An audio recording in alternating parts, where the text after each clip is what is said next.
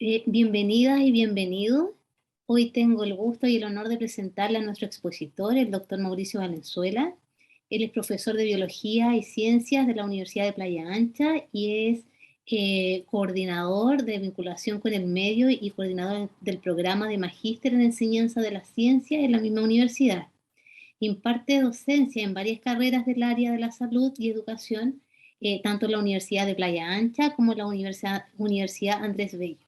Cabe destacar que su formación de posgrado la inició con estudios de magíster en neurociencia en la Universidad de Chile, realizó sus estudios de doctorado de neurociencia y biología del comportamiento en la Universidad Pablo de Olavide e Instituto Cajal de Madrid. También ha realizado estancias de especialización en la Universidad de Arizona. Su línea de investigación se centra en los procesos neurales relacionados con la memoria y el aprendizaje. Parte de sus investigaciones se ha publicado en prestigiosas revistas europeas y norteamericanas. Es director de la revista Visiones Científicas, editada por la Facultad de Ciencias Naturales y Exactas de la Universidad de Playa Ancha, destinada a dar difusión a artículos científicos realizados por investigadores nacionales e internacionales. Sin más, presentamos la conferencia Efecto de las drogas en el aprendizaje. Bienvenido, Mauricio. Gracias, doctora Álvarez, muy gentil por la invitación, también a Carolina, a Tatiana, que siempre están preocupadas de invitarme, digamos, a compartir un poquito con ustedes. En este caso vamos a particularmente hablar sobre el efecto de las drogas en el aprendizaje. Efectivamente, como dice la doctora Álvarez, mi formación básica es de profesor, soy profesor de biología, y dentro de eso siempre me interesó el aprendizaje. Entonces, Creo que no te entiendo. este es mi reloj, que me aparece con Siri. Yo también. Créeme que ojalá me entiendan el resto, Siri.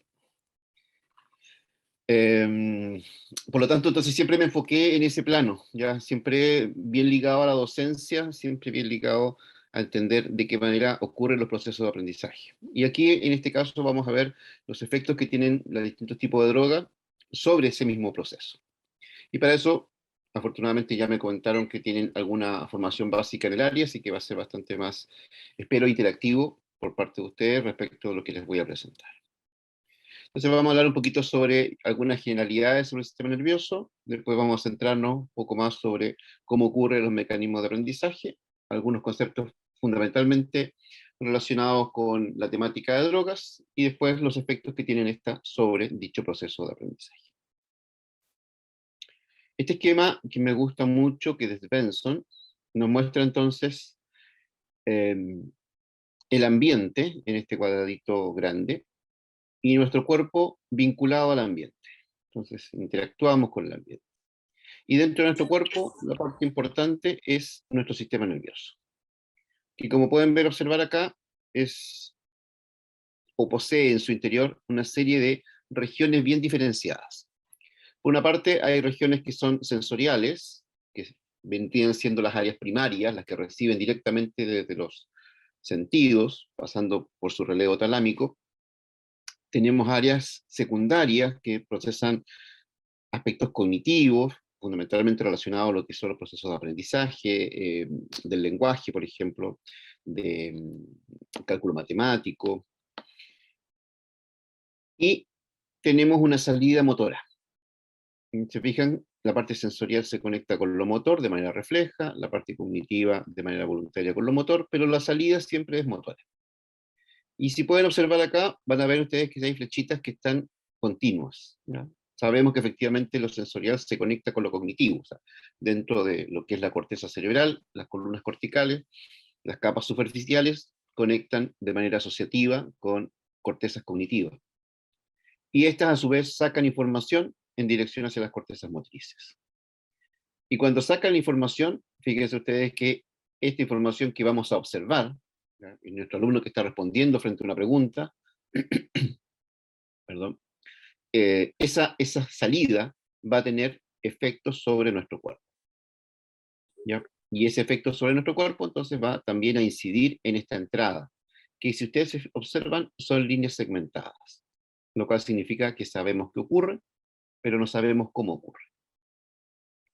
Además, existen estructuras dentro del sistema nervioso que le dan el estado al sistema, influenciando los procesos cognitivos, los procesos sensoriales y los procesos motores.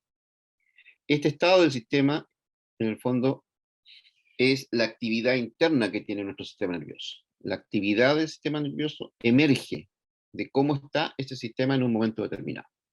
Si lo vemos ahora en el contexto actual pandémico, este estado afectó, el estado de pandemia, digamos, afectó nuestro estado interno y eso afectó los procesos cognitivos, afectó los procesos sensoriales y también la parte motriz, dificultando procesos de recepción de información. Los chicos, ustedes lo tienen que haber evidenciado desde el punto de vista de tanto de su labor como estudiantes, como en su labor en casa.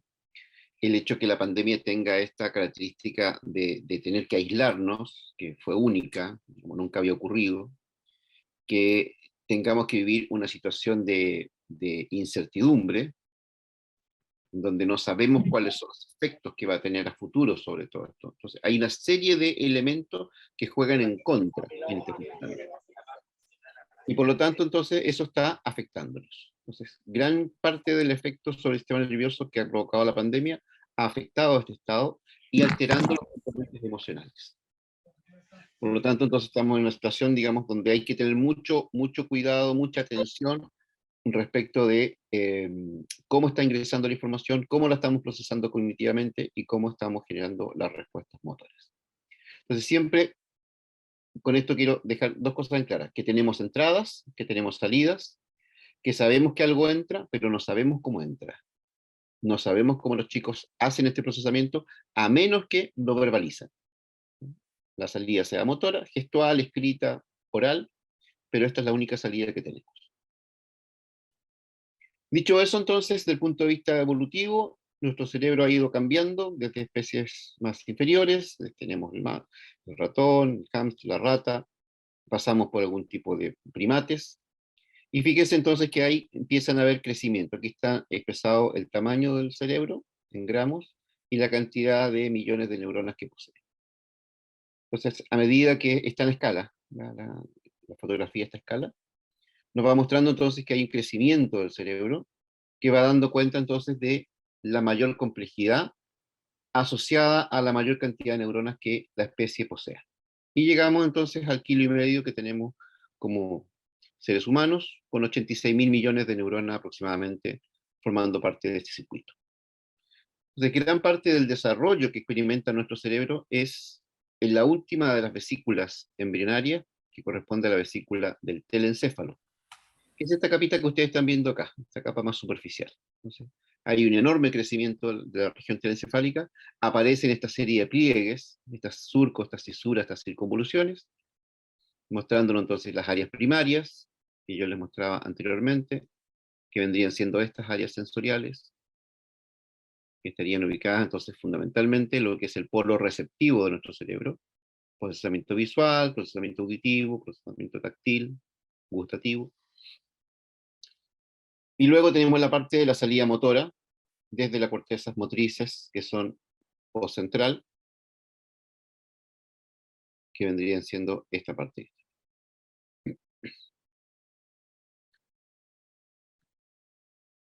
Si miramos ahora en un esquema comparativo con otras especies, vemos que estos sentidos, visión, audición y información táctil, somatosensorial, en el caso de la ardilla hay un mayor desarrollo de la corteza visual.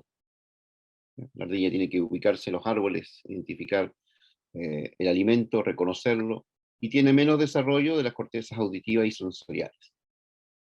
En cambio, el ornitorrinco tiene gran desarrollo de la corteza somatosensorial, que está a ras de piso, y muy poco desarrollo visual y auditivo. Y en cambio, el murciélago tiene poco desarrollo visual, un poco más de desarrollo somatosensorial y gran desarrollo auditivo, porque básicamente reconocen su espacio a partir de la ecolocalización. Y comparen entonces ahora con el humano. Entonces tenemos una corteza alargada, somatosensorial, donde tenemos la representación de todos los receptores del cuerpo, separado cara de lo que es cuerpo, que van por vías paralelas. Tenemos esa pequeña zona para el procesamiento auditivo primario, y acá tenemos las cortezas relacionadas con la visión. ¿Qué pasa con el resto de estas cortezas? Fluctúan entre un 85 y un 90% de esas cortezas están dedicadas a funciones cognitivas complejas, o sea, relacionadas con procesos fundamentalmente del lenguaje. Aparte de acá, de la región precentral, que tiene que ver entonces con las funciones ejecutivas, con la capacidad de planificación, que ya la vamos a mencionar más adelante, que se ven afectadas por la acción de las drogas. Por lo tanto, entonces, podemos observar que este cerebro establece una serie de bucles, que son redes de neuronas, que van estableciendo conexiones. Y a medida que va madurando este cerebro, estas conexiones se hacen más gruesas y más eficientes. Y estos bucles se van superponiendo. Significa que tenemos redes en las cuales la información se empieza a compartir, ¿ya? Entonces hay una sobreposición, una neurona puede formar parte de uno o más bucles, y eso es lo que va cambiando con el transcurso del tiempo, ¿ya? A medida que el cerebro va madurando, estas conectividades, estas redes que se van formando en el sistema nervioso, van dando cuenta de una mayor complejidad en términos de su respuesta. La estrella del funcionamiento del sistema nervioso es la neurona, ¿ya? Una célula que posee entonces características morfológicas muy bien definidas por Santiago Ramón y Cajal, en la que reconocemos un cuerpo. ¿Qué parte de la neurona es esta? Que estoy marcando acá. A ver si me escriben en el chat, por último. El axón, me dice Jocelyn. Gracias, Jocelyn, por participar. También Yubitsa me dice que es el axón. Sí, yo también digo que es el axón. También Macarena. Alguien más por ahí que no alcance a ver. Por los ojos. Pero él le da nomás. Si es su plaza. ¿Todos de acuerdo con que es el axón? Falso de la falsedad más absoluta. Eso que están viendo allí no corresponde al axón. Ese cachito podría ser un poquito el axón. Entonces, generalmente se mira y dice el más largo, ¿ya? Y la gente inmediatamente tiende a pensar que eso más larguito es el axón. No. Fíjense que si hay presencia de pelitos que están allí, eso no es un axón. El axón no presenta estos pelitos. Es generalmente liso o tiene algunas varicosidades. Dendritas, exactamente, Estefanía. Ahí lo puso Jesslyn. Quedó sorprendida Carmen. Entonces, lo que observan ustedes acá es el soma de la neurona, una gran dendrita apical, estas son dendritas basales, y sale el axón. Entonces, las dendritas en la zona de entrada, donde llega la información a la neurona, en la soma donde la procesa, y finalmente el axón donde la saca. Entonces, tiene una estructura muy, muy sencilla. Aquí lo tenemos representado. Esta es la parte del soma, ahí está la dendrita, que recién veíamos, y estos pequeños engrosamientos corresponden a las espinas dendríticas. Si se fijan, tiene una cabecita y un cuello. Y ahí está recibiendo los contactos sinápticos. Entonces, todas las neuronas tienen una actividad intrínseca, tienen una actividad basal. La neurona no está plana, sino que tiene estos ascensos y descensos. Eso es como el ruido. Imagínense una sala de clases, ¿ya? Ustedes salen, van a la sala de profesores y se aproximan después a la clase y ustedes inmediatamente van a escuchar que están los alumnos conversando. Eso es el símil que podemos hacer con nuestro cerebro. Entonces, nuestro cerebro está permanentemente interconectado. Por lo tanto, tiene una actividad basal. Y miren qué cosa interesante. Cuando recibe los estímulos, si el estímulo, fíjense aquí, esto va subiendo, si el estímulo cae en la cresta de la ola, ahí cuando vamos en la parte de ascenso, el estímulo es potenciador. Entonces, aprovecho que va subiendo y potencio. En cambio, si cae en el valle, me tira hacia abajo. ¿Notan la diferencia?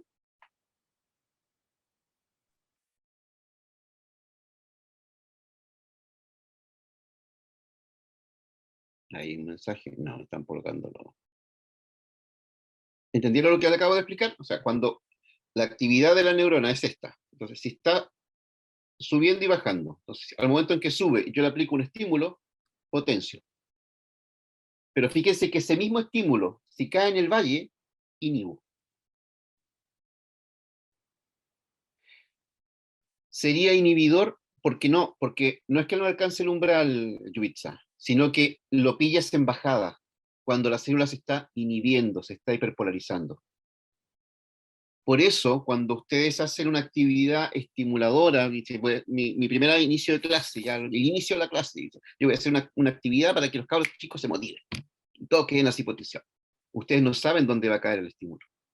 Entonces, lo que para uno puede ser potenciador, para otro puede ser inhibidor. Y es por eso, porque caen en distintos puntos de esta actividad basal que tiene la neurona. Por eso tenemos esa respuesta en nuestros estudiantes. Nosotros decimos, con esto todo el mundo se va a motivar. Y hay gente que no, que se inhibe, no, profesor, yo no quiero participar, no quiero decir nada. Entonces, inmediatamente uno dice, oye, el estímulo yo pensé que iba a ser potenciador y provocó un efecto contrario. Entonces, las dendritas están cargadas de recibir, se suman esas acciones con la actividad intrínseca, hay un proceso de integración, y finalmente se codifica en una salida, que sale a través del axón. Entonces, siempre recuerden ese funcionamiento más básico que tiene la neurona. Dendritas reciben, el axón transmite, pero quien integra la información es el soma. Entonces, dendrita, soma, axón, en ese orden. De manera tal que si yo registro en distintas partes del cerebro, este es un modelo animal, voy a encontrar entonces patrones de respuesta diferentes. Entonces, cuando una neurona responde, genera un patrón de respuesta. ¿Se fijan ahí? Tengo varios potenciales de acción. Acá se concentra en uno solo. Acá es continuo, una alta descarga. Silencio, alta descarga. Descarga, descarga, descarga. Luego descarga en alta frecuencia. Y así sucesivamente podemos caracterizar cada uno de ellos. Pero son zonas distintas del cerebro. Cada una generando un patrón. Entonces, tercer aspecto importante, ya sabemos que tenemos neuronas que generan una señal eléctrica. Esta señal eléctrica la recibimos desde las dendritas, la integramos en el soma y generamos el potencial de acción. Y estos potenciales de acciones forman patrones. El sistema nervioso está preparadísimo para formar patrones. Es un balazo para formar patrones. Y los patrones están en qué? En relación tanto con estímulos externos como internos. ¿Ya? Y cuando se comunican las neuronas, comunicamos ese patrón hacia otra célula, a través de esta conexión que es la llamada sinapsis. Y aquí tenemos el elemento presináptico, un espacio entre una y otra, y un elemento postsináptico que es el encargado de recibir esta información. Para esta transmisión de información utilizamos neurotransmisores que interactúan con receptores. Y los receptores son de dos tipos, ionotrópicos y metabotrópicos. Los ionotrópicos permiten el paso de iones, los metabotrópicos activan cascadas de segundos mensajeros. Estos son muy rápidos, estos son muy lentos. Y acá tenemos varios ejemplos que pueden ahí visualizar. Cuando se une un receptor a su ligando, podemos hacer una transmisión rápida a través del canal iónico, que era este. Se unió, se abrió y rápidamente pasan los iones, respuesta muy rápida. En cambio, cuando tenemos una neurotransmisión lenta, es a través de los receptores metabotrópicos. Y ahí pueden ver ustedes que hay una serie de enzimas, cascadas del segundo mensajero y activación o inhibición de proteinquinasa. Que finalmente todos llegan a esto, a producir estos dos efectos. O despolarizo o hiperpolarizo la membrana. O la activo o la inhibo. Entonces, cuando una neurona se comunica con otra y libera un neurotransmisor, ese neurotransmisor, dependiendo del receptor con el cual se una, va a provocar un efecto u otro. O lo va a activar o lo va a inhibir.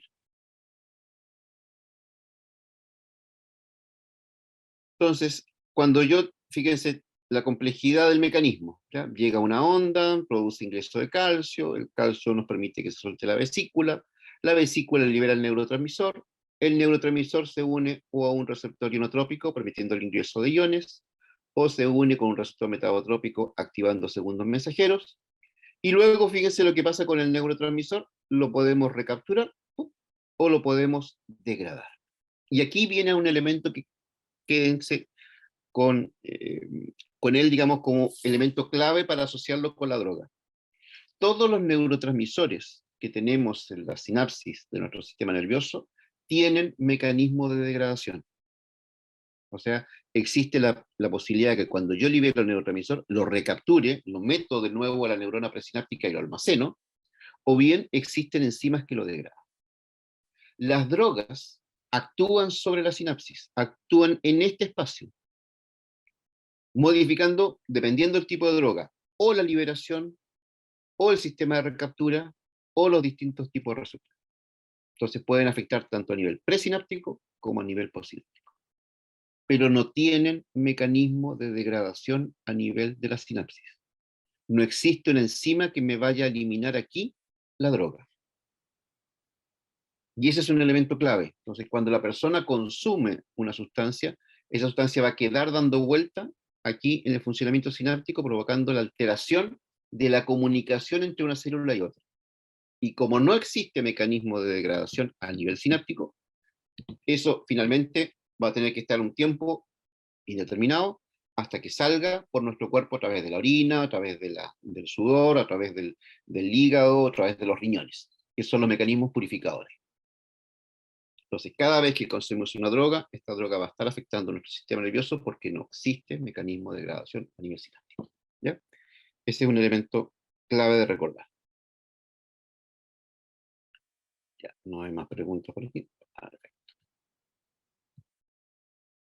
Ahora, ya vimos que las neuronas se comunican a partir de la potenciación, o sea, perdón, de la sinapsis. ¿Cómo se produce el aprendizaje? Hoy en día el mecanismo más aceptado se conoce como potenciación de largo plazo, la LTP. Y es un mecanismo que conecta entonces una neurona presináptica con la postsináptica a través de un neurotransmisor excitatorio. Los procesos de aprendizaje son dependientes de sinapsis excitatorias, principalmente glutamatérgicas, no exclusivamente glutamatérgicas. Por eso los niños, cuando empiezan su proceso de desarrollo, tienen mayor cantidad de neuronas excitatorias que inhibitorias. Y eso puede jugar a favor o en contra. ¿Ya? A favor porque los niños aprenden muy rápido. En contra porque los niños tienen, en las edades más tempranas, mayor riesgo de producir epilepsias, porque tienen mucha información excitatoria y tienen poca inhibitoria. Y una de las características de la epilepsia es que genera muchas corrientes excitatorias y eso favorece entonces la aparición de focos epilépticos en distintas partes del cerebro. Hay zonas que son más proclives. Por lo tanto, entonces, cuando yo estimulo y libero el glutamato, este glutamato interactúa con estos dos tipos de receptores, tanto el AMPA como el NMDA. Primero el AMPA, después el NMDA, permitiendo el ingreso de calcio. El calcio se une con una enzima que se llama calmodulina, activando una enzima que se llama óxido nítrico sintetasa, que toma un aminoácido que se llama arginina, lo transforma en citrulina, que no aparece ahí en la imagen, y se produce un producto de desecho, que se llama óxido nítrico. Y el óxido nítrico, como se ve en la figura, viaja desde el postsináptico al presináptico. ¿Haciendo qué cosa? Que se liberen más vesículas. De manera tal entonces que cuando nosotros tenemos en un modelo animal, esto es parte de mi tesis doctoral, nosotros podríamos hacer un registro basal de la respuesta de una región del cerebro. Entonces, ahí están parte de los electrodos de estimulación y otros eran de registro, y yo aplicaba entonces estímulos basales. Y yo veía cómo estaba la respuesta de esas neuronitas frente a los estímulos. Pero luego aplicaba una estimulación tetánica, dice. La estimulación tetánica significa estímulos de alta frecuencia. ¿Y qué producía eso? Producía entonces inicialmente una respuesta, fíjense que la flechita está mostrando el momento en que yo aplico la estimulación tetánica. Eso, en términos de tiempo, fíjense acá, estoy tomando horas. Aquí tengo 1 hora, 2 horas, 3 horas. Esta estimulación no dura más allá de 4 minutos. O sea, es una descarga muy intensa, pero breve. intensa, pero breve. ¿Y qué ocurre? Que después, en este periodo que están ustedes observando acá, yo vuelvo a estimular en la condición inicial. Entonces, yo tenía esta amplitud aquí, en este intervalo de tiempo, ante un estímulo. Cuando vuelvo acá a aplicar el mismo estímulo, yo esperaría encontrar lo mismo. Pero fíjense, encuentro una respuesta enorme. Ahí entonces un crecimiento, fíjense, aparecen estas espigas, miren el tamaño comparativamente con ese, crece. O sea, se potenció. El mismo estímulo ya no provoca la misma respuesta. La conexión entre las dos células queda potenciada. Y eso, fíjense que ocurre después que apliqué un estímulo durante 4 minutos. Y esto han pasado 2, 3, 4, 5, 6 horas. En mi trabajo de tesis doctoral, yo hice un modelo en el cual, que fue la última etapa, digamos, antes de venirnos de Sevilla, y alcancé a registrarlo haciendo un protocolo de un potencial de acción alrededor de 3 semanas. 3 semanas que lo registré al animal todos los días, aplicando una sola vez el estímulo y mostrando que el mecanismo seguía potenciado. El ejemplo que nosotros podemos ver en contextos reales, el temblor, perdón, los terremotos. ¿El terremoto cómo fue? Fue un sacudón intenso y corto. Duró 2, 3 minutos. Y sin embargo, todos podemos evocar dónde estábamos, con quién estábamos, cómo estábamos vestidos, con relativa cercanía. Entonces, eso significa entonces que fue un estímulo breve, intenso, inmediatamente generó este mecanismo de potenciación. Entonces, es un mecanismo real, no es una ficción. Por eso, cuando los niños quieren aprender algo, aquí hay un elemento importantísimo. Y es que en la medida que yo tengo esta célula postsináptica despolarizada, potenciada, la potenciación entre ambas se hace mucho más rápido. Dicho en otras palabras, un niño que está motivado por el aprendizaje no necesita un estímulo intenso, porque ya tiene la despolarización postsináptica lista. La intensidad en alta frecuencia es para sacar el bloqueo que tiene el NMDA y que entre calcio. Pero si el niño ya está motivado, ya sacó el magnesio y ya puede entrar calcio. Entonces, aprende mucho más rápido. Es el chiquitito que decimos pilla la bala. Súper rápido. De modo tal entonces que este hipocampo, esta estructura en la cual se hicieron estos estudios, a partir de un trabajo clásico que se hizo con un paciente que se llamaba HM, por muchos años se le conoció así, HM, hoy día se sabe que se llamaba Henry Molaison, el cual sufría una epilepsia que no respondía bien a la parte farmacológica. Entonces, por aquellos años 50, tirado para los 60, el tratamiento para ese tipo de paciente consistía en la extirpación de parte del tejido que producía este foco epiléptico. Y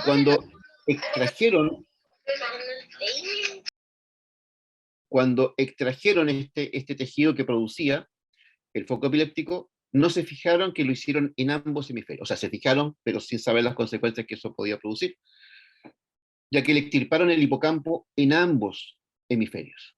Y al extirparle el hipocampo, la persona quedó en un cuadro de amnesia anterógrada. Significa que vivió siempre en el pasado, no pudo incorporar nueva información. Y ahí inmediatamente dijeron, wow, el hipocampo entonces juega un rol fundamental en la formación de la memoria. La persona no es capaz de darse cuenta que aprende algo. Y por lo tanto, entonces, todo el centro de atención se fue hacia el hipocampo. Y aquí en el hipocampo es donde se descubrió este mecanismo de potenciación, a través del cual entonces tenemos un electrodo que estimula y un electrodo que registra. ¿Se fijan? Aquí está la amplitud, ahí estamos en la línea basal, esa es la amplitud, aplicamos el protocolo de LTP y fíjense la magnitud de la respuesta. Entonces crece. Y eso significa necesariamente que las neuronas están conectadas. Por lo tanto, ya sabemos que tenemos un sistema nervioso que tiene entradas y salidas, las entradas son sensitivas, las salidas son motoras.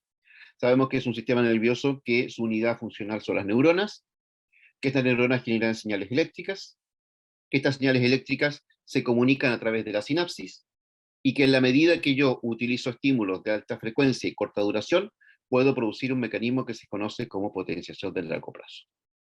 Y ese mecanismo de potenciación de largo plazo mejora la eficacia. Significa que la conexión entre una neurona y otra es más rápida y comete menos errores. De modo que pasamos de una memoria de corto plazo a una memoria de largo plazo. Para eso es necesario el hipocampo. Entonces, el hipocampo juega un rol fundamental en la formación de los procesos de aprendizaje y memoria. Necesitamos el hipocampo para memorizar. El ejemplo de Henry Moleson nos demostró, digamos, de que sin hipocampo no tenemos posibilidades de almacenar. Y fíjense qué cosa curiosa, es una estructura filogenéticamente muy antigua, ¿ya? Desde el punto de vista filogenético, de las más antiguas que tenemos. Y por lo tanto, esencial para nuestro proceso de aprendizaje.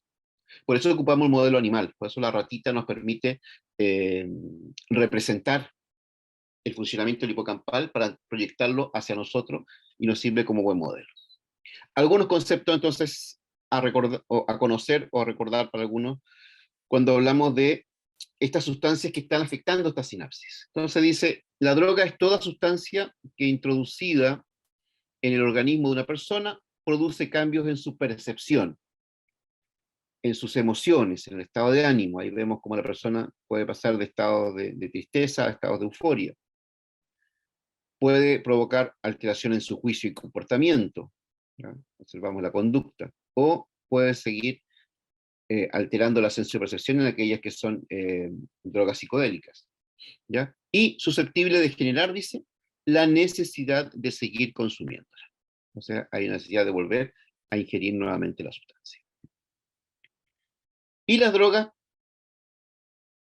en un mecanismo, digamos, un ciclo que les voy a mostrar ahora, pueden llevar a la palabra o a la conducta de la adicción, en la cual entonces la persona tiene una pérdida del control y autonomía de su propio comportamiento. Entonces, ocurre que ahora la sustancia pasa a ser parte de su fisiología. Y como pasa a ser parte de su fisiología, requiere de la sustancia para el funcionamiento cotidiano del individuo.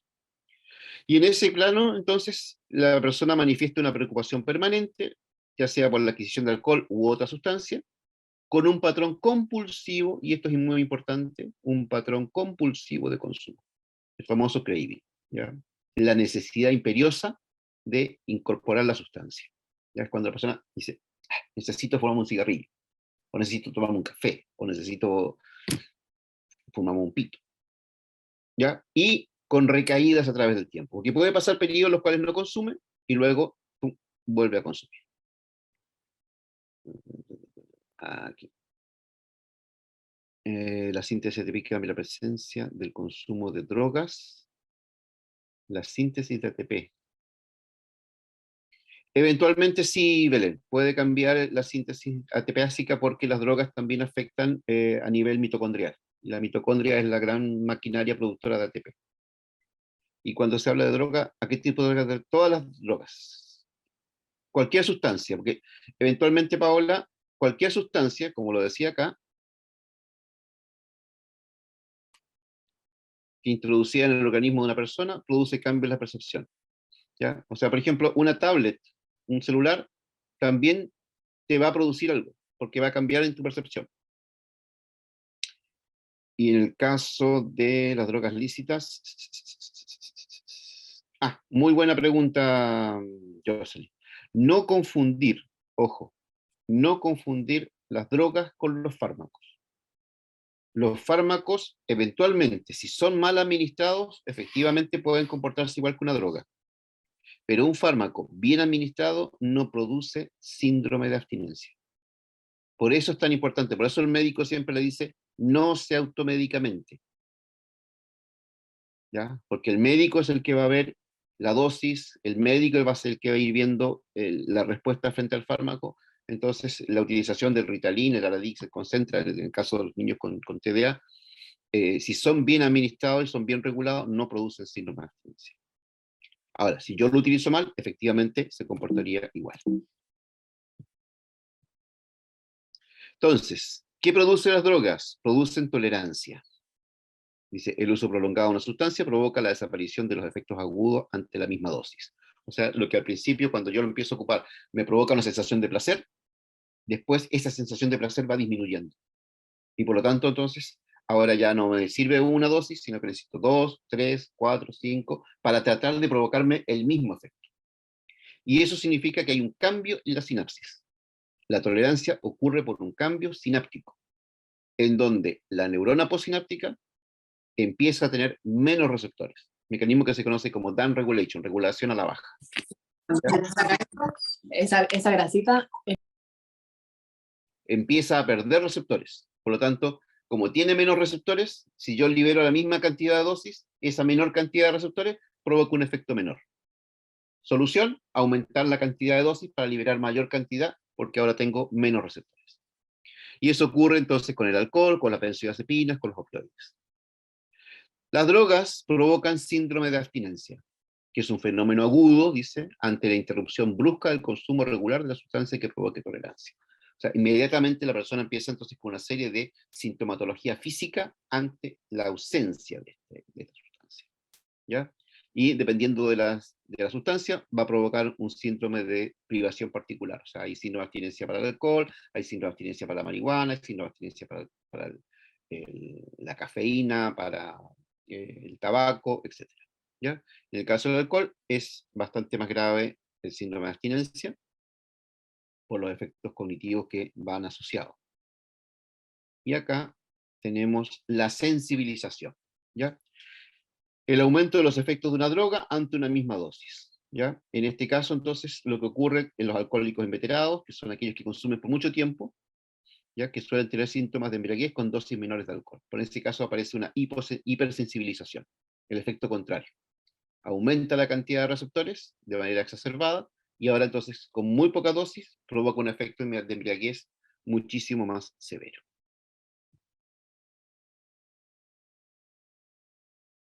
Hay forma de recuperar. ¿Qué pasa con el azúcar o el café?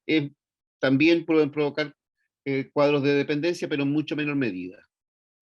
Y en el caso de recuperar los receptores, sí, se pueden recuperar esos receptores. Todo lo que se saca puede volver a aparecer. Macarena, en el caso de síndrome de abstinencia que afecta a los bebés, eso es claro, cuando la madre consume, el niño nace ya adicto, nace con síndrome de abstinencia, efectivamente. Porque piensen, es un sistema nervioso que está recién formando, por lo tanto no tiene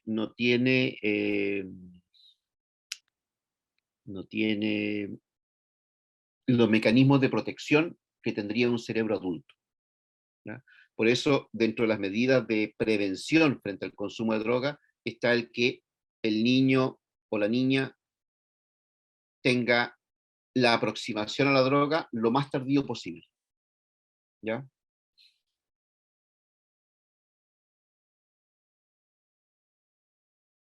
Así es, Carolina. Ya lo voy a mencionar eso. Un segundito. Fíjense, factores de riesgo. Tenemos toda la parte genética y toda la parte ambiental, y siempre la combinación de ambas, entonces, es nuestro cotidiano. Entonces, el ambiente va a ser gatillante de la expresión de ciertos genes, pero puede haber tendencias genéticas a las conductas adictivas. Es lo que estábamos mencionando ahora en padres alcohólicos, por ejemplo, el hijo tiene o la hija tiene un 50% de ser alcohólico. En el caso del sexo también es un factor de riesgo, particularmente las mujeres, ya que tienen un mecanismo de protección menos marcados que los varones. Entonces, a la misma dosis, en la mujer se sufre condiciones más severas. Del medio ambiente, si un hogar caótico y abuso, un uso parental y actitud hacia las drogas, digamos, cuando se va validando, cuando el padre consume, la facilidad, digamos, la disponibilidad, también otro elemento que tiene que ver ahora con la sustancia. El uso temprano también es otro factor de riesgo. Mientras más temprano, peor. Los costos, algunas drogas son de más bajo costo y son de menor calidad, y por lo tanto más adictivas, por lo tanto. Y lo otro, la ruta de administración, digamos, o se inyecta o se inhala, o se bebe, y después el efecto específico de la sustancia, que va a depender del tipo de sustancia, el efecto que provoca en el individuo. Todos estos elementos actúan sobre los mecanismos cerebrales y finalmente generan el cuadro adictivo.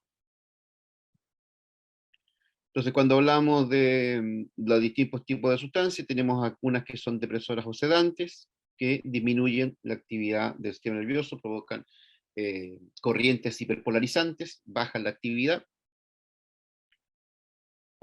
como el opio y sus derivados, los barbitúricos, los tranquilizantes, el alcohol, muy importante como depresor, y sus efectos entonces alteran la concentración, disminuye la percepción de estímulos externos, provocan sensación de relajación, de bienestar, disminución de la tensión y desaparición de la angustia.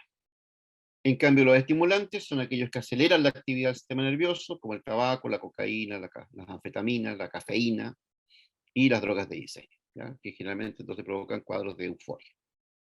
Menor control emocional, mayor irritabilidad, etcétera, etcétera, como lo pueden ver ahí. ¿Ya? La persona entonces está hiperestimulada. Y las que provocan distorsiones o alucinaciones alteran la sensopercepción, como el THC, el hachís, el LSD, el peyote, la mescalina o los hongos. Y lo que modifican el estado de vigilia, modifica la noción de tiempo y espacio, y exageran las percepciones sensoriales. La persona percibe sonido y percibe los colores o la intensidad o las formas de manera diferenciada. Los ven con colores más nítidos. Y todo esto es gracias a que tenemos lo que se llama un sistema de recompensa en el cerebro, y que depende fundamentalmente de un neurotransmisor que es la dopamina. Entonces aquí tenemos los dos principales núcleos productores de dopamina, hay más, ¿ya? Uno es el área tegmental ventral, que está proyectando hacia la corteza prefrontal, y otra es la sustancia negra que se proyecta hacia el cuerpo estriado. Esta vía tiene que ver con el control motor, y esta otra vía tiene que ver con las funciones ejecutivas. Entonces, cuando la droga actúa sobre este sistema, afecta las áreas cerebrales a las cuales se proyecta. Entonces, una persona que consume alcohol va a afectar todo su control motor, típico el borrachito, digamos, que tiene dificultades para beber, que se empiezan los temblores, que tiene dificultades para caminar, o bien afecta la capacidad de razonamiento.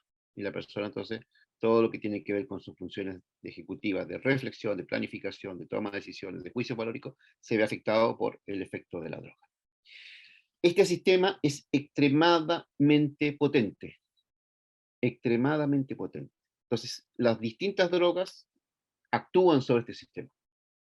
Por lo tanto, lo que la persona hace cuando consume es activar este mecanismo, y es muy difícil desactivarlo.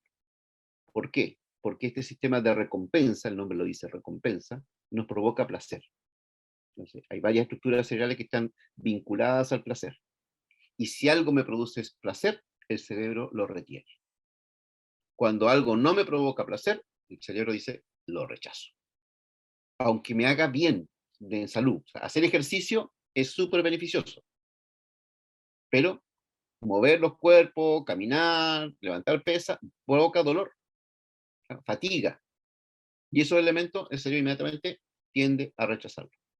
En cambio, tomarse un copetito, fumarse un pitito, todo eso, placer en el momento, inmediato, aun cuando las consecuencias negativas sean a posteriori. Entonces, ojo con eso, porque es un sistema que se potencia muy rápidamente.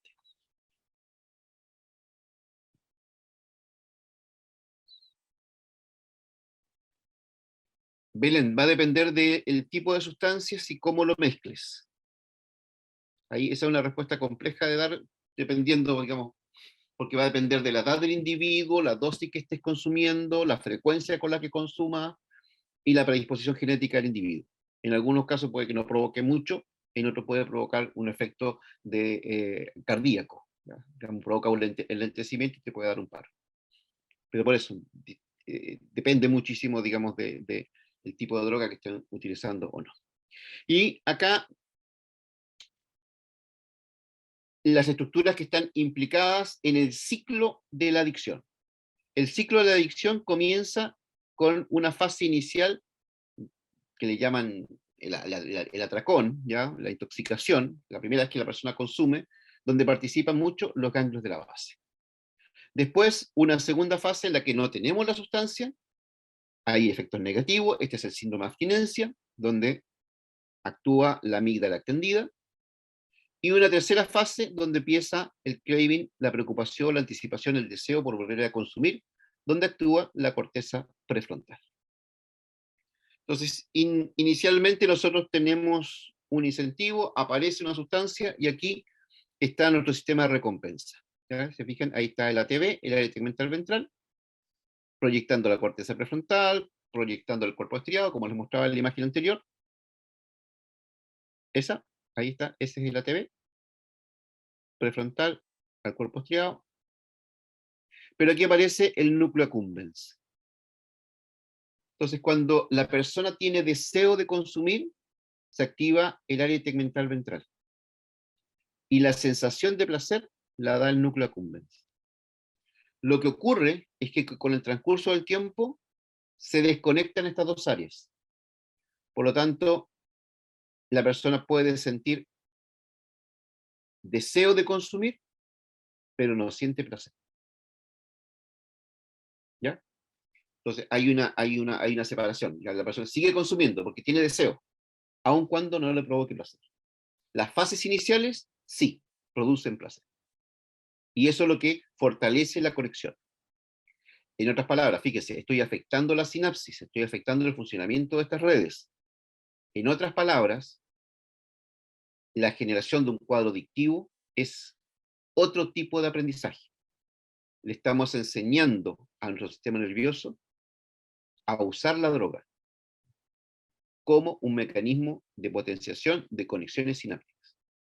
Porque en el fondo, lo que está haciendo la droga es afectar la sinapsis y la comunicación entre las neuronas, lo cual significa que la persona no es adicta ni al tabaco, ni al alcohol, ni al peyote, ni al LSD, sino que es adicto a lo que cambia, en este caso la dopamina.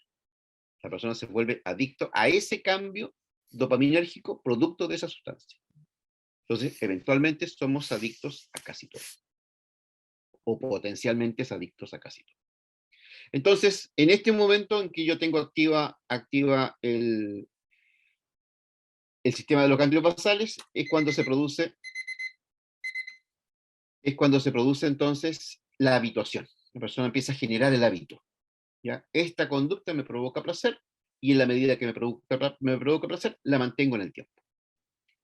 Dejo de consumirla y empieza entonces ahora una serie de sensaciones negativas corporales, muchas de ellas internas, a través de propios receptores, perdón, de interoceptores. Interoceptores que están a nivel visceral, pulmonar, digestivo, que tienen que ver entonces con proyecciones hacia los núcleos amigdalinos. Y aquí participa de manera importante la ínsula, ¿ya?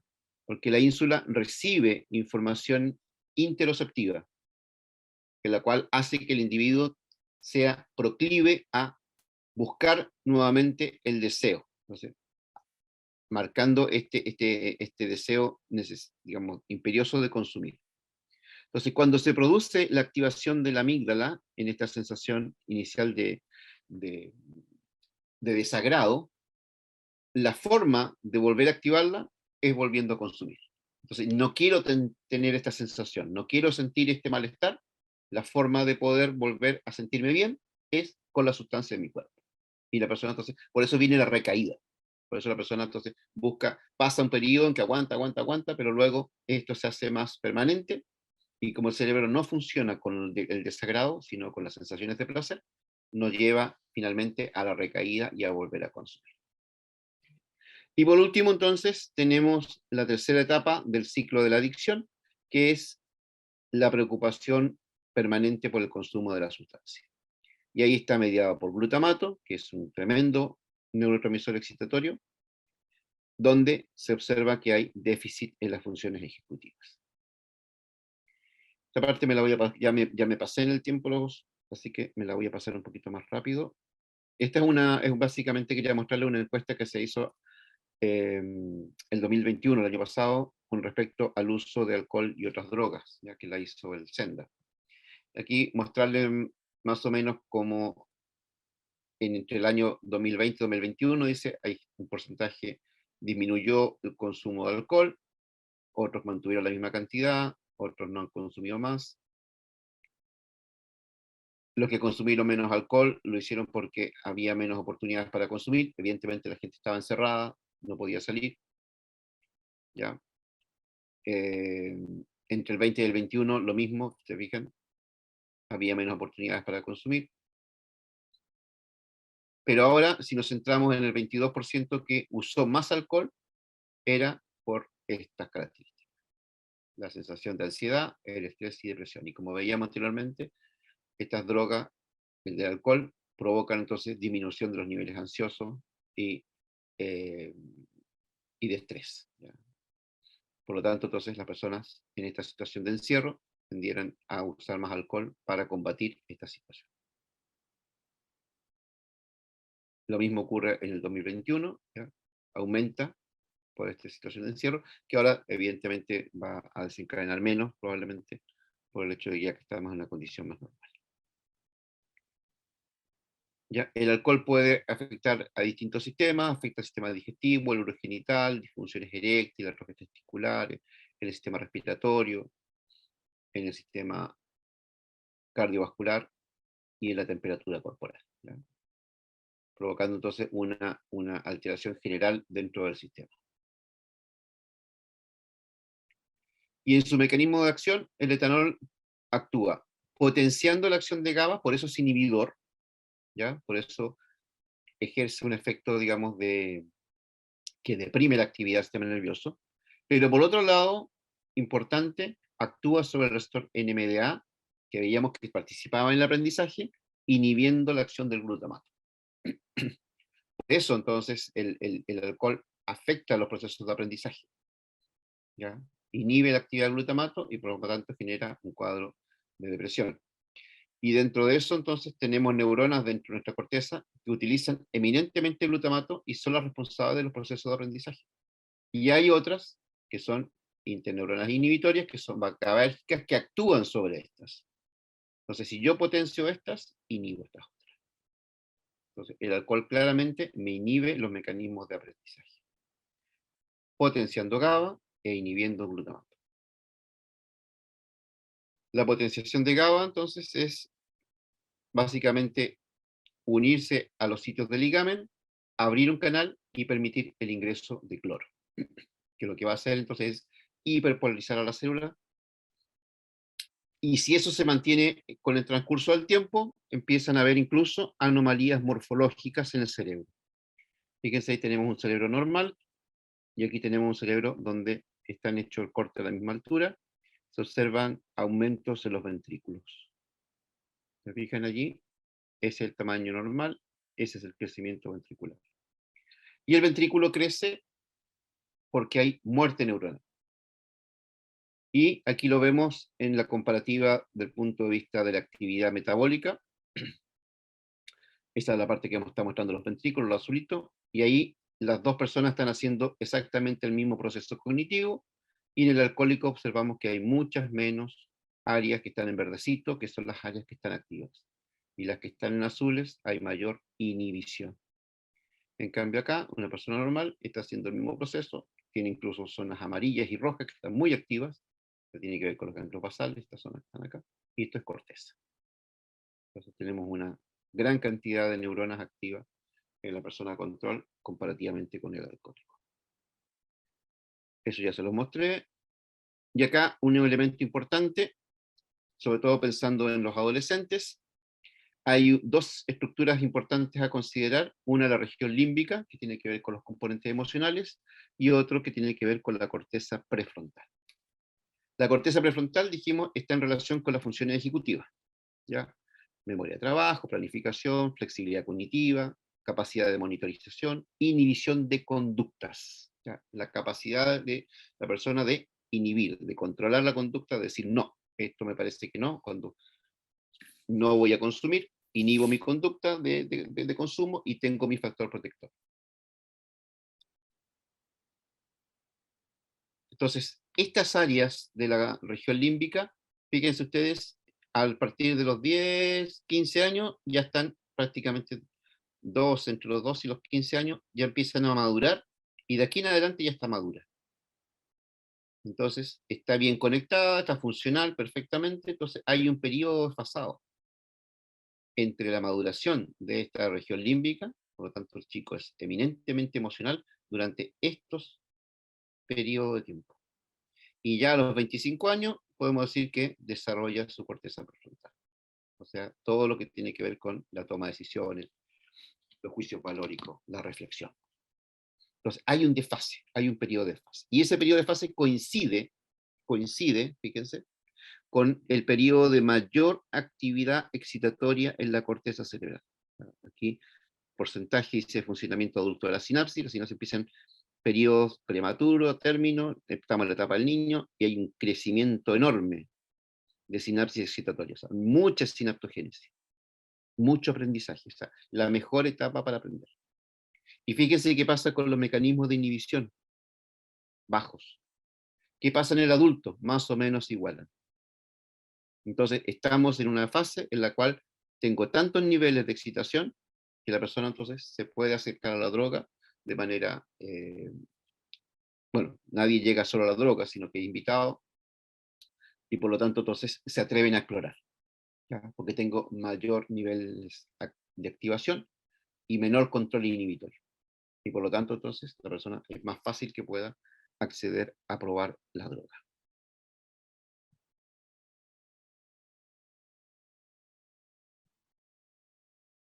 Eso es abstinencia de alcohol. Bueno, acá lo que me estaban preguntando recién, en el caso de un niño que consume, una madre que consume drogas durante el embarazo, y el niño presenta entonces el síndrome alcohólico fetal, ¿ya? Aquí tenemos una resonancia magnética de un niño normal. Observen ustedes, entonces, esto, lo que está en blanquito es el cráneo. Se ven las estructuras normales, este cerebelito, el tronco encefálico, su médula, cuerpo calloso. Y ahí tenemos toda la corteza cerebral. Y observen acá cómo están tomadas en el mismo ángulo, ya hay mayor espacio, se fijan, su cabecita es más pequeña comparativamente, hay menos surcos cerebrales, hay menor superficie cerebral, la mayor partida de la superficie es lisa, no aparecen estas circunvoluciones, estos giros, estos pliegues, y se observan estructuras internas, como en este caso el cerebelo, que no se alcanzan a desarrollar, como también parte del tronco. Y también falta aquí un poquito del cuerpo calloso. Entonces, claramente nace con una serie de alteraciones morfológicas que dan cuenta de un retraso mental y por lo tanto cognitivo. Bien, estoy más o menos en los tiempos, así que ahí está mi facultad, cordialmente invitadas e invitados a la Universidad de Playa Ancha, está de Playa Ancha, ahí está la Facultad de Ciencias de la Universidad.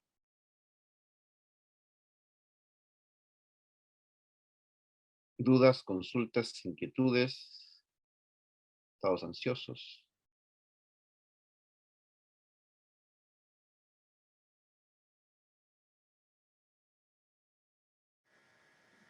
Gracias Mauricio. Hay 3 preguntas nuevas en el chat desde la última que era de Perfecto. Belén. Ya, tenemos, porque se dice que la mezcla de alcohol con psicofármacos aumenta la posibilidad de un accidente cerebrovascular.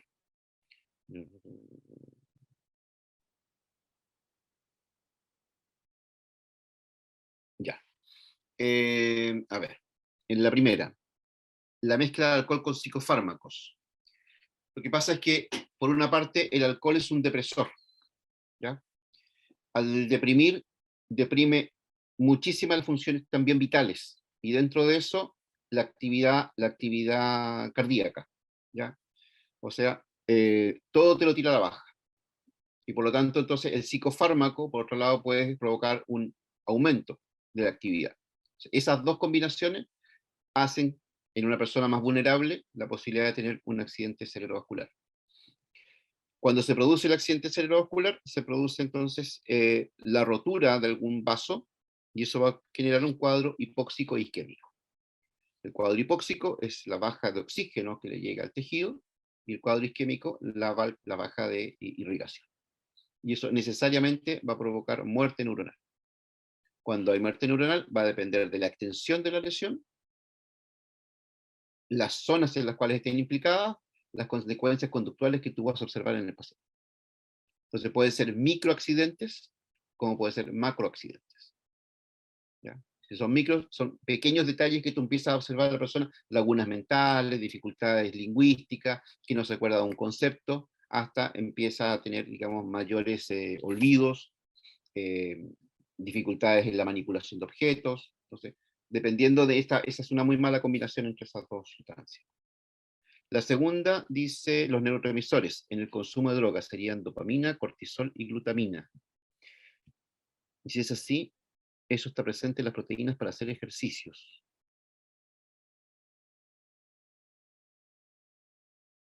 A ver, los neurotransmisores en el consumo de droga, yo diría, es fundamentalmente dopamina. El cortisol es un glucocorticoide que lo secreta la glándula suprarrenal y está relacionado con el estrés. Y la glutamina es un precursor tanto para el glutamato como GABA. Entonces, dice, si eso está presente en las proteínas para hacer ejercicios. No sé, Jocelyn, si me lo puedes explicar un poquito bien esa parte de la pregunta, no lo entiendo. Hola, profesor, buenas tardes. Mire, lo que pasa es que he visto batidos y energizantes para hacer ejercicio, en lo cual contienen glutamina. Glutamina y no sé, otras cosas, aminoácidos específicos. Entonces, Sí. si eso produce energía, tiene aparte de cafeína, ¿serían también un tipo de droga que depende también después la persona que practica ejercicios para poder hacerlo? A eso me No, refería. es que en este caso la glutamina es un precursor para formar glutamato. Es un potenciador de la conectividad. Pero se podría considerar como una droga después, porque si necesitan eso para activarse para hacer el ejercicio.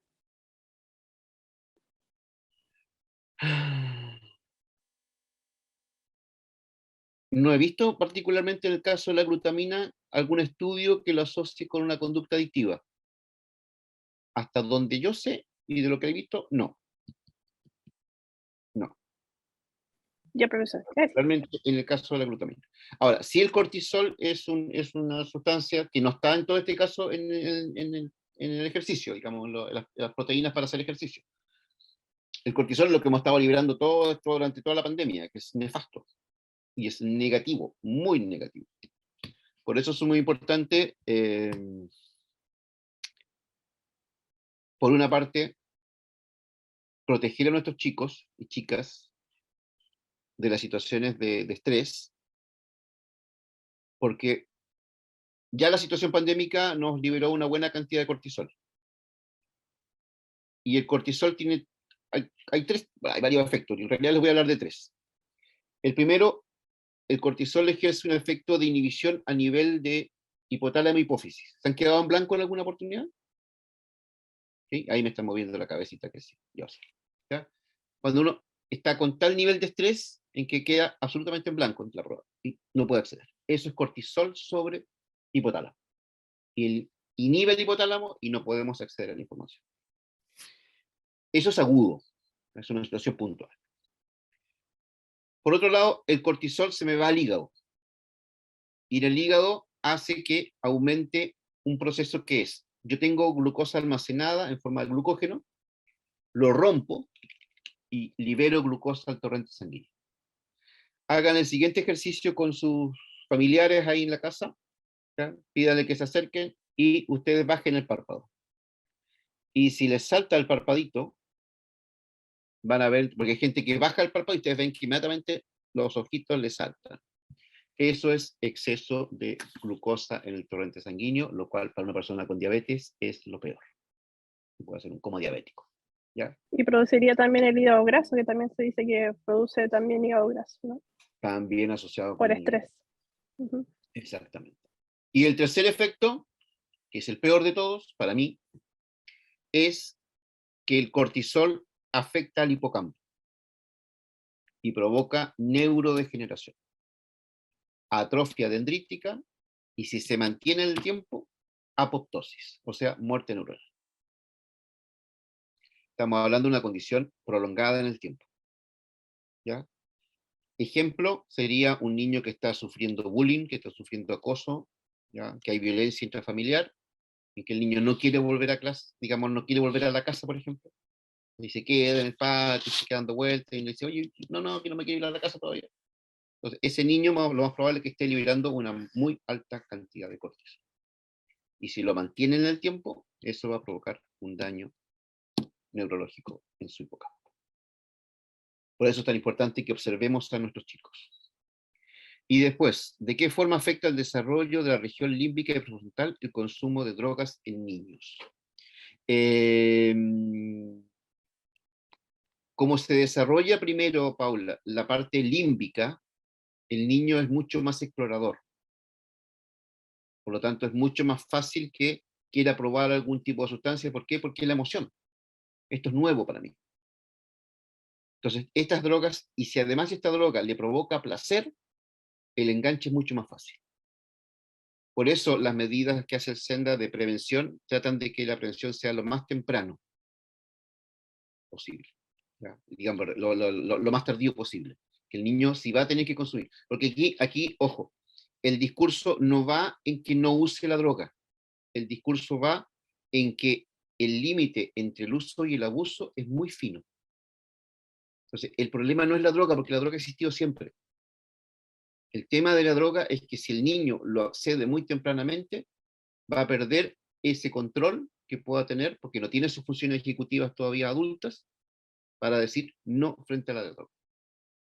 Entonces, en la medida que se trabajan esas funciones ejecutivas, y particularmente el control de inhibición, le están dando un enorme factor de protección al niño. Para que el niño diga, haga un juicio valórico y decir, no, no quiero probar esta sustancia. Y se mantiene en su no y no lo saca nadie de ahí. ¿Y eso por qué? Porque ha podido desarrollar su función ejecutiva de control inhibitorio. Caso contrario, se deja influenciar por los amigos, si no eres parte del grupo, te echamos porque no estás consumiendo, entonces el niño se ve débil frente a eso y consume la sustancia. Y su cerebro no está preparado. No está preparado para recibir ese impacto de una sustancia tan potente como son las drogas. ¿Ya? Y después, de nada, Paula, al contrario, gracias por la pregunta. Recomendaciones en este ámbito sobre el estrés en los niños y las adolescentes. A ver, el estrés es una respuesta fisiológica. El estrés fisiológico es la motivación, es lo que nos hace levantarnos, ya vamos a hacer cosas. Y luego cambiamos al estrés patológico. En el caso del estrés patológico es el que libera cortisol. El estrés fisiológico es el que libera noradrenalina y adrenalina. Entonces ustedes tienen que observar la respuesta del estudiante. En esta situación pandémica, evidentemente, creo que ustedes lo han implementado bien en el sentido, digamos, de hacer pausas, ¿ya? De darles tiempo, digamos, de dar tareas menos exigentes, darle más tiempo para entregar la información. Entonces, uno conversa con el estudiante, va interactuando con ellos. O sea, el partir la clase preguntándole cómo están, preocuparse de la persona, que vaya expresando. O sea, son muchos chicos que han estado tras cámara por mucho tiempo. Y eso entonces claramente genera en ellos respuestas ante el estrés más exacerbadas. O sea, claramente son generaciones que van a requerir por parte nuestra mayor apoyo y mayor acompañamiento. Hasta que vuelvan a liberarse, volvamos a una situación mucho más normal, en que bajen los niveles de ansiedad, tengamos un poquito más de certeza, en algún momento esto va a tener que volver a la normalidad. Entonces, todo eso va a ir a la baja. Y por lo tanto los niveles de irritabilidad, de exacerbación que dan generalmente hoy en día y que vemos mucho en la prensa, van a tener que ir disminuyendo. Entonces, la contención, el acompañamiento, el que entiendan, el explicarle los mecanismos. Si son alumnos universitarios, muchas veces ustedes, o chicos que ya puedan entender ciertos mecanismos, uno le explica esto. ¿Ya? Entonces, la respuesta del estrés es una respuesta natural. Pero si nosotros la exacerbamos, esa se va a convertir en una respuesta ya patológica. Y esa es la que me va a provocar daño.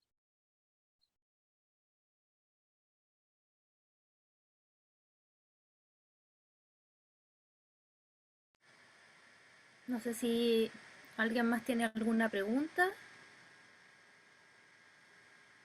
Vamos a contar con la grabación, así es que si es que alguno quiere después tener la grabación, me imagino, Mauricio, que no hay problema que la socialicemos también con nuestros estudiantes, material de clases, ¿ya? Esto es material de clases para alguna asignatura.